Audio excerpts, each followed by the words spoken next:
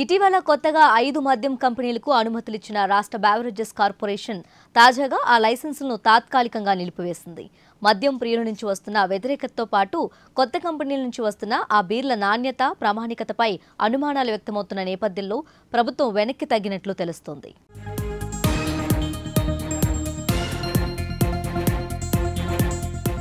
తెలంగాణలో కొత్తగా బీర్లు సప్లై చేసేందుకు 5 కొత్త కంపెనీలకు రాష్ట్ర బెవరేజెస్ కార్పొరేషన్ అనుమతులిచ్చింది. ఈ 5 కంపెనీలు సుమారు 27 రకాల బీర్లను తెలంగాణలో ప్రవేశపెట్టేందుకు రంగం సిద్ధం చేశాయి. అనుమతులు పొందిన కొన్ని కంపెనీల నేపథ్యం సరిగా లేకపోవడం, కొన్ని చోట్ల కల్తీ మద్యాన్ని విక్రయించారని వార్తలు రావడంతో మద్యం ప్రియుల నుంచి తీవ్ర వ్యతిరేకత వచ్చింది. దీంతో ఆయా కంపెనీల ప్రతినిధులతో చర్చించి వారికిచ్చిన అనుమతులను ప్రస్తుతానికి నిలిపివేసింది.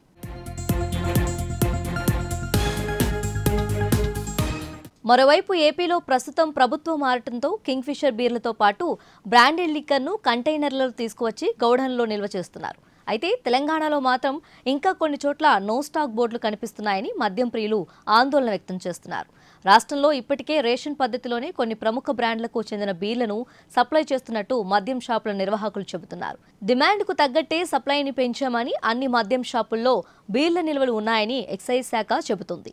ఉన్న కొరతను రేషన్ పద్ధతిలో వస్తున్న సప్లైని క్యాష్ చేసుకునేందుకు బెల్ట్ షాపుల నిర్వాహకులతో కుమ్మక్క అయినట్టు మద్యం ప్రియులు ఆరోపిస్తున్నారు.